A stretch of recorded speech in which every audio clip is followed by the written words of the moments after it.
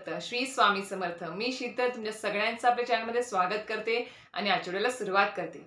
मंडळींनो, आजच्या आपल्या व्हिडिओचं थंबनेल बघून तुम्हाला कळालं असेल की विषय काय आहे। हो, महत्त्वपूर्ण विषय आहे। आज कुठली सेवा नाही की काही सांगणार नाही आहे, तर आज मी तुम्हाला अशा काहीतरी सवयी सांगणार आहे जे आपल्या दैनंदिन जीवनातले आहेत। आणि तुम्ही सुद्धा या सवयी मी जी काही सांगणार आहे आज माहिती, ती जर माहिती एकदम लक्षपूर्वक ऐकली ना, तर तुम्हाला सुद्धा जाणवेल की नाही, हे कुठे ना कुठेतरी मी पण ह्या सवयी मला आहेत आणि ह्या चुकीच्या आहेत। आणि ह्या सवयी जर मी बदलल्या आणि माझ्या पण आयुष्यात काहीतरी जर असे संकट आहेत, त्रास आहेत किंवा दरिद्री आहे, सगळ्यात मोठी गोष्ट म्हणजे आर्थिक परिस्थिती चांगली नाही आहे, घरामध्ये खूप प्रमाणात दरिद्री आहे, घरामध्ये आलेली लक्ष्मी टिकत नाही आहे, जर असा काही प्रॉब्लेम असेल ना, तर नक्कीच मी ज्या चांगल्या सवयी तुम्हाला सांगणार आहेत ना, तर नक्कीच तुम्ही तुमच्या आयुष्यामध्ये त्या सवयी तुम्ही अंगीकृत करा, जेणेकरून तुमच्या आयुष्यातून दरिद्री हा शब्द निघून जाईल आणि तुमचं पण आयुष्य खूप चांगलं असेल, सुख समृद्धीकारक असेल। तर त्या सवयी काय आहेत ते आपण जाणून घेऊयात आजच्या व्हिडिओमध्ये। चला तर व्हिडिओला सुरुवात करूया आणि नक्कीच चॅनलवरती नवीन असाल तर चॅनलला सबस्क्राइब करायला विसरू नका आणि एक लाईक करायला सुद्धा विसरू नका। चला तर व्हिडिओला सुरुवात करूया। मंडळींनो, आपण आपल्या दैनंदिन जीवनामध्ये खूप असे सवयी असतात आपल्याला, आणि त्या सवयी म्हणजे आपण जर त्या चांगल्या सवयी असेल आपल्या दैनंदिन जीवनातल्या, तर त्याचा आपल्या आयुष्यावरती आपल्यावरती खूप सकारात्मक म्हणजे पॉझिटिव्ह त्याचा परिणाम आपल्या आयुष्यावर होत असतो।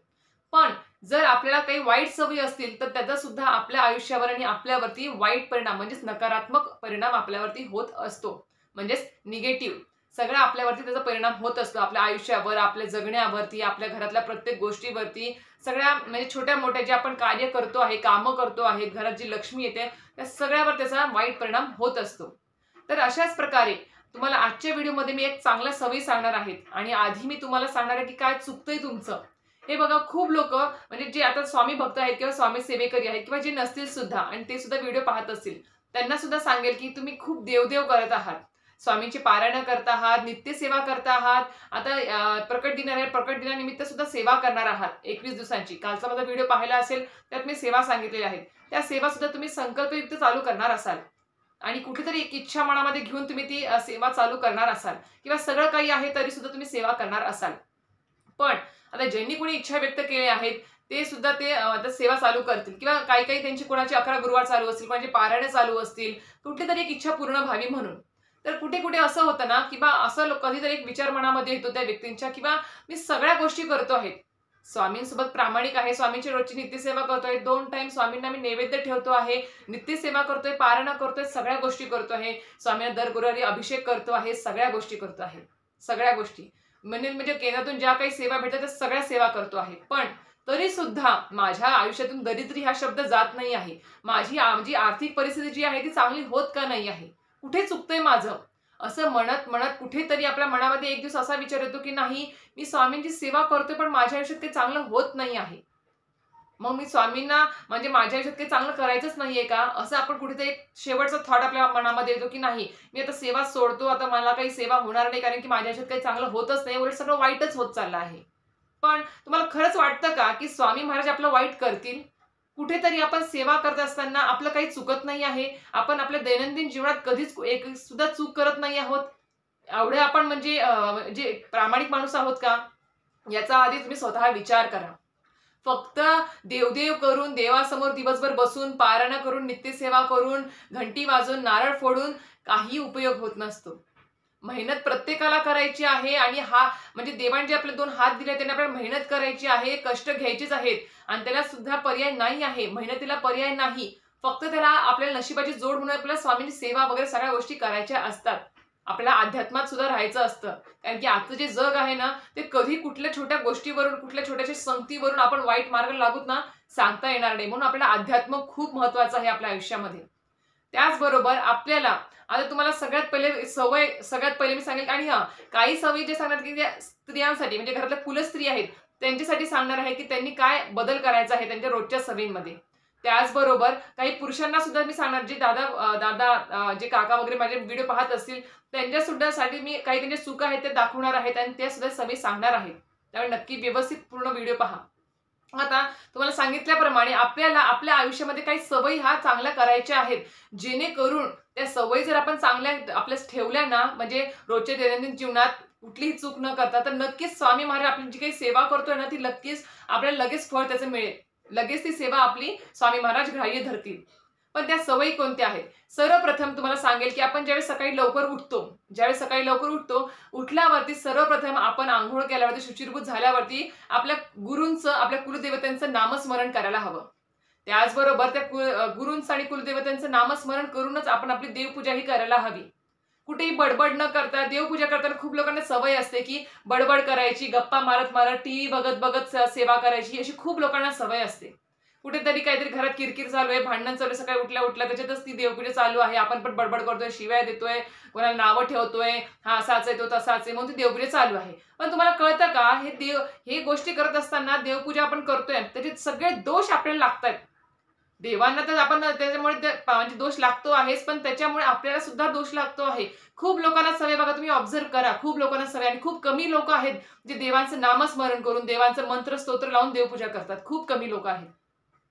ही सर्वप्रथम सवय तुम्ही मोडायला हवी. घरातल्या कुलस्त्री पूजा करत असतील तर त्यांना तर खरं सांगायला आवर्जून ही सवय मोडा आणि एक स्वामी समर्थ षडाक्षरी मंत्र म्हणत कुलदेवतेचा, इष्टदेवतेचा मंत्र म्हणत तुम्ही देवपूजा करा. मंत्रस्तोत्र लावा तुम्ही तुमच्या डेकवरती आणि त्याच्यावरती तुम्ही पूजा करा, देवपूजा करा. चालेल, काही हरकत नाही. बघा किती प्रसन्न वाटतं आणि जी काही पण पूजा करतो ती सुद्धा आपली म्हणजे फळाशी फळदायी ठरते आपली. म्हणजे त्याचं फळ आपल्याला लवकर प्राप्त होतं. तर तुम्ही इकडे नावं ठेवून जर पूजा केली तर त्याचे सगळे दोष लागणार. खरं सांगू, दोषच लागणार तुम्हाला. ही एक सवय सगळ्यांनी मोडायची आहे. घरातले कर्तेपुरुष जर पूजा करत असतील, त्यांनी सुद्धा ही सवय बदलायची आहे. बडबड न करता, कुणाला काही नावं न ठेवता पूजा करायची नाही आहे. ही प्रथम गोष्ट. दुसरी गोष्ट, आता दुसरी गोष्ट जी आहे ती घरातल्या स्त्रियांसाठी आहे. खूप ताईंना सवय असते, की सकाळी उठलं की डायरेक्ट स्वयंपाकघरात जायचं. हातपाय तोंड धुवायचे नाही, अंघोळ नाही करायची, सरळ पारोसं म्हणजे स्वयंपाकघरामध्ये जायचं आणि आपल्या डब्याला जे काही डब्बा असतो आपल्या मिस्टरांचा, मुलांचा, शाळेचा, ते करायला सुरुवात करून द्यायची. याने खूप मोठा दोष लागतो. अन्नपूर्णा मातेचा कोप होतो तुमच्यावरती आणि मग ह्या गोष्टींमुळेच तुमच्या घरामध्ये कुठलीही माता लक्ष्मी स्थिर राहत नाही. अन्नधान्य महिनाअखेरीस टिकत नाही. सगळ्या गोष्टींची नासाडी होते आणि केलेल्या अन्नातून त्याचे फक्त दोषच आपल्याला प्राप्त होतात. तुम्ही पारोशाने जर अंघोळ न करता जर तुम्ही किंवा झोपेतून अंथरुणातून उठून डायरेक्ट स्वयंपाकघरात जर गेलात स्वयंपाक बनवायला सकाळी उठून, तर त्याचे सगळे दोष त्या अन्नामध्ये उतरतात आणि ते दोष आपल्या घरात सगळ्या व्यक्तींना लागतात. आणि मग आपण म्हणतो की आम्ही स्वामीची सेवा करतो, हे करतो, ते करतो, तरी पण आमच्या घरात विनाकारण किरकिर होते, आजारपण आहे, ते जातच नाही आहे, काही ना काही प्रॉब्लेम्स आहेत, संकट आहेत. मग ह्या सवयी तुम्ही ना बदलायला शिका. घरातल्या कुलस्त्रींना मी आवर्जून सांगेल, हा ठीक आहे, आता कोणाची बस असते लहान मुलांची, ती 6 वाजता येते, त्यांना 5 वाजता उठावं लागतं. मग तुम्ही म्हणताल की ताई मग आता 5 वाजता उठून अंघोळ करावी का? तर नाही, मी तसं म्हणत नाहीये. ठीक आहे, तुम्हाला खूप लवकर पहाटे उठावं लागतं आहे, अंघोळ करायची पण तुम्हाला म्हणजे खूप लवकर उठून अंघोळ करावी अशी वाटत नाहीये, तर उठा. अंघोळ न करता बाथरूममध्ये जा, ब्रश करा, तोंड धुवा, हातपाय स्वच्छ धुवा आणि मग स्वयंपाकघरामध्ये प्रवेश करा. पण अंथरुणातून उठून डायरेक्ट स्वयंपाकघरात जायचं नाही आहे. त्याने फक्त आणि फक्त दोषच लागतो. म्हणून म्हणते, की अंघोळ करायला तुम्हाला खूप पहाटे उठावं लागतं. हे अंघोळ करता नाही येते. सरळ हातपाय तोंड ब्रश करायचा, हातपाय तोंड स्वच्छ धुवायचे, पाय धुवायचे आणि मग स्वयंपाकघरात प्रवेश करायचा. आणि अग्नी प्रज्वलित म्हणजे गॅस आपल्याला पेटवायच्या अगोदर आपल्याला अग्निदेवतेला म्हणजे नमस्कार करायचा आहे. ही सवय लावून घ्या रोजच्या दैनंदिन जीवनामध्ये. ह्या सवयी मला स्वतःला आहेत म्हणून मी तुम्हाला सांगते आहे. आणि त्याचा खूप पॉझिटिव्ह परिणाम आपल्या आयुष्यामध्ये दिसून येतो. याने अन्नपूर्णा मातेचा आशीर्वाद तर आपल्याला मिळतोच, पण त्याचबरोबर आपल्या घरात अन्नधान्याने भरलेलं आपलं घर राहतं. सुख समृद्धीकारक आपलं घर राहतं. आणि आपण जर असं करून जर सवय लागली, जमलं तर अंघोळ करूनच जा, पण नाही शक्य झालं, खूप लवकर उठावं लागलं, तर सरळ ब्रश करून हातपाय धुवून स्वच्छ होऊनच म्हणजे स्वयंपाकघरामध्ये प्रवेश करावा. कारण की कुठेतरी आपण ते स्वयंपाक आपलं म्हणजे अन्न बनवतोय ते आपल्या मनामध्ये चांगले विचार तरी आले पाहिजे सकाळी उठल्या आणि ते विचाराने आपण जे अन्न बनवतो त्याच्यात ते विचार उतरतात आणि आपल्या घरातला प्रत्येक व्यक्ती ते अन्न खात असतो आणि त्यांना सुद्धा त्या अन्नातून चांगलेच त्यांना विचार गेले पाहिजे, जेणेकरून घरामध्ये कुठल्याही प्रकारचे काही भांडण, तंटे, किरकिरी, आजारपण हे येत नाही. ही दुसरी गोष्ट झाली.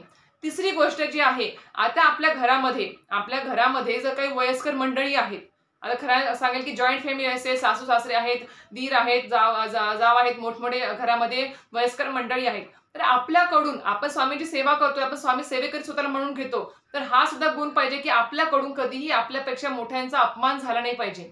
आपण काही कारण की खूप लोक ना अशी वाईट वागण्यावरून ओळखले जातात बघा, की एखादी व्यक्ती दिसली ना की म्हणतो की ही खूप वाईट आहे व्यक्ती, ही खूप फटकळ बोलते, ही ना दुसऱ्यांच्या मनाला लागेल अशी बोलते. खूप व्यक्ती अशा असतात.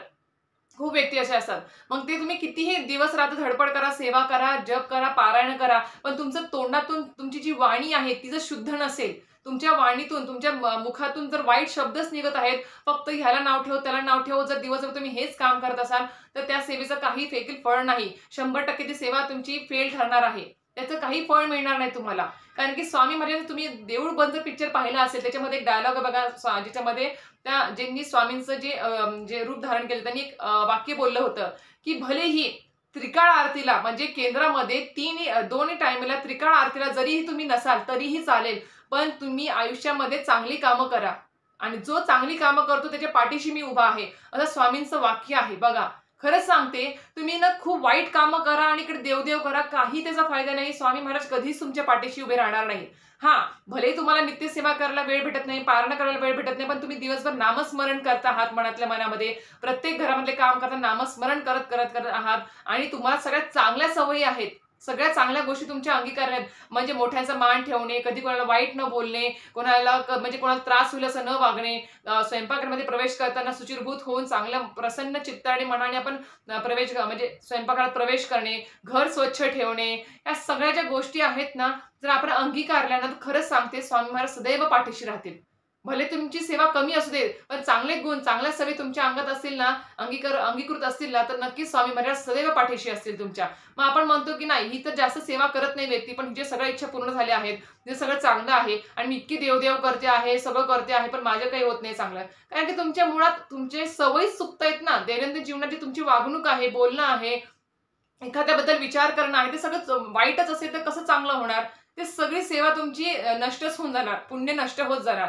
म्हणून आपण आपल्या वास्तूमध्ये कधीही कुठल्याही व्यक्तीबद्दल वाईट बोलायचं नाही. कारण की आपल्या घराची सकारात्मक ऊर्जा आपण सेवा करून, जी पूजा करून निर्माण केली असते, ती त्या लोकांबद्दल वाईट बोलण्यामुळे सगळी कमी होऊन जाते आणि पूर्ण नकारात्मक ऊर्जा घरामध्ये पसरते. म्हणून नक्कीच सांगेल की घरामध्ये कधीही कोणाबद्दलही वाईट बोलू नका. कारण की वास्तू तथास्तू बोलत असते. म्हणून आपल्या वास्तूमध्ये सदैव सकारात्मक विचार, सकारात्मक बोलायचं आहे, पॉझिटिव्ह बोलायचं आहे आपल्याला. त्याचबरोबर आता आपल्या घरात मी सांगेल की घरात कुलस्त्री आहेत, स्त्री आहेत, तर त्या सुना सुद्धा असतील, त्यांना सासू सुद्धा घरामध्ये असतील, सासू-सासरे असतील, तर नक्कीच मी सांगेल, ते सासू-सासरे गेल्यानंतर पितरांची सेवा करण्यात, पितरांसाठी दान, धर्म, होम, हवन, तर्पण करण्यात काही अर्थ नाही. जोपर्यंत घरामध्ये वयस्कर मंडळी आहेत, त्यांची सेवा करा, त्यांच्या मुखात अन्न जाऊ द्या. असं नाही की प्रत्येक सून वाईट असं नाही आहे. कसं आहे, कोणाच्या घरात सासू-सुनेचं वाजत नाही, प्रत्येकाच्या वाजत असतं. पण कसं आहे, टाळी एका हाताने वाजत नाही कधी. त्याच्यामुळे जर आपण लहान आहोत, आपली चूक नाही आहे, तरी पण आपण थोडं समजून घ्यायचं. कारण कसं असतं ना, आपण स्वामी मार्गात आलो, स्वामी सेवेत आलो ना, की कुठेतरी आपल्यामध्ये ना एक नमतेपणा घ्यायची एक ना सवय लागून जाते. म्हणजे आपल्यामध्ये जो असा म्हणजे हे म्हणतात अग्रेसिव्हपणा, जो तापटपणा तो कमी होऊन जातो या सेवेमुळे. तुम्ही बघा, ऑब्झर्व्ह करा आणि एखाद्याच्या बोलण्याच्या वाणीतूनच कळतं की स्वामींची सेवेकरी आहे. कशावरून? तिची वाणी एकदम छान अशी अगदी शांतपणे असते. कधी ती व्यक्ती तापट नसते. तर अशा व्यक्ती लगेच ओळखू येतात. म्हणून सांगेल की आपल्या घरात सासू-सासरे असतील, वयस्कर मंडळी असतील, भले कुठे ना कुठेतरी कुरबुर होतं, भांडं लागतं. पण तिथल्या तिथेच आपल्याला विसरून जायचं आहे आणि आपल्याला त्यांच्याशी गोडच वागायचं आहे. कारण कसं आहे ना, ते आहेत तोपर्यंत ठीक आहे. कारण की ते नसताना जेव्हा आपल्या घराला किंवा आपल्या लहान मुलांना किंवा आपल्या ज्यावेळेस पितृदोष लागतो ना, तो इतका भयंकर पितृदोष असतो ना, की खूप जास्त. मग ते आपले आई-वडील किंवा आपले सासू-सासरे गेल्यानंतर त्यांना मग तुम्ही नैवेद्य ठेवा, पंचपक्वान्न ठेवा, त्याच्यासाठी भजन, कीर्तन काहीही ठेवा. काही त्याचा फायदा नाही आहे. म्हणून व्यक्ती जिवंत आहे तोपर्यंत तिचं मन तृप्त राहू द्या, तिला सुखी ठेवा, आनंदी ठेवा. कारण की कसं आहे, घरातली वयस्कर मंडळी एका लहान मुलासारखीच असते बघा. थोडाफार हट्टीपणा असतो, थोडाफार समजूतदारपणा त्यांचा कमी व्हायला लागतो, पण नक्कीच कुठेतरी आपल्याला सुद्धा ते समजून घ्यायच्या आहेत त्या गोष्टी. आपण स्वामी सेवेकरी आहोत. आपल्याला योग्य त्याच म्हणजे चांगल्याच गोष्टी आपल्या मार्गातून म्हणजे गुरुमाऊलींच्या मार्गदर्शनातून आपल्याला मिळत असतात. म्हणूनच सांगेल की आपल्या घरातल्या वयस्कर व्यक्तींना कधीही वाईट वाटेल, त्यांना वाईट वागणूक नका देऊ. ही सुद्धा एक सवय लावून घ्या.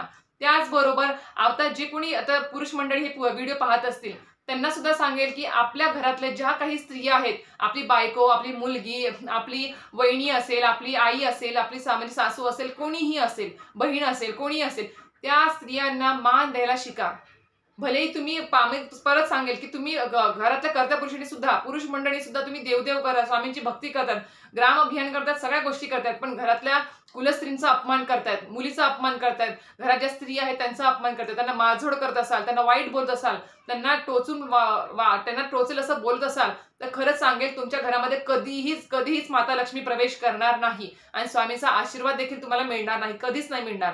असं म्हणतात ना, ज्या घरामध्ये मुलीचा किंवा स्त्रियांचा, त्या घरातल्या स्त्रियांचा, लहान बाळांचा, मुलींचा हसण्या खेळण्याचा आवाज येतो ना, ते घर सदैव सुखी असतं, सुख समृद्धीकारक असतं आणि त्याच्यावरती माता लक्ष्मीचा सदैव अखंड आशीर्वाद असतो. म्हणून सांगेल की ज्या वेळेस आपल्या घरातली जी अर्धांगिनी आहे, आपली आई आहे, आपली मुलगी आहे, बहीण आहे, त्यांचा आदर करायला शिका. मग तुमचं जे काही पुण्य देवदेव करणं ते सगळं कामी येणार आहे बघा. एवढंच सांगेल आणि एवढंच सांगेल की ज्यावेळेस मी तुमच्या घरातल्या स्त्रियांचा आदर करायला शिकाल ना, बघा ती ज्यावेळेस तुमच्यापासून सुखी आणि आनंदी असेल ना, तुमच्या घरामध्ये आपोआप माता लक्ष्मी प्रवेश करेल आणि तुम्हाला प्रत्येक कामामध्ये यश मिळेल. ज्या वेळेस घरातल्या कर्त्या पुरुषापासून स्त्रिया घरातल्या ज्या नाराज असतील, दुःखी असतील, त्यांच्या घरामध्ये कधीही माता लक्ष्मी प्रवेश करत नाही, त्या घराची कधीही प्रगती होत नाही, ते घर अधोगतीलाच जातं आणि ते घर कर्जबाजारी होतं. हे 100% खरं आहे. म्हणून सांगेल की घरातल्या कुलस्त्रींचा मान सन्मान करायला शिका. जे काही दादा वगैरे पाहत असतील व्हिडिओ, त्यांना सांगेल आवर्जून. तर अशा प्रकारे काही ह्या सवयी आहेत त्या नक्कीच आवर्जून अंगीकारा आणि नंतरच देवदेव धर्म जे काही आपला आहे नित्यसेवा पारायण त्या करा. खरंच सांगेल की ह्या सवयी तुम्ही अंगीकृत करा. खरंच सांगेल आवर्जून ह्या सवयी चांगल्या जर तुमच्या आयुष्यामध्ये असतील तर इष्टदेवतांचा म्हणजे कुलदेवतांचा आशीर्वाद आपल्या सोबत राहील आणि त्याचबरोबर आपल्या गुरूंचा सुद्धा आपला आशीर्वाद आपल्या सोबत राहील. मग तुमच्या आयुष्यामध्ये सुख, समृद्धी, ऐश्वर्य हे नांदल्याशिवाय राहणार नाही.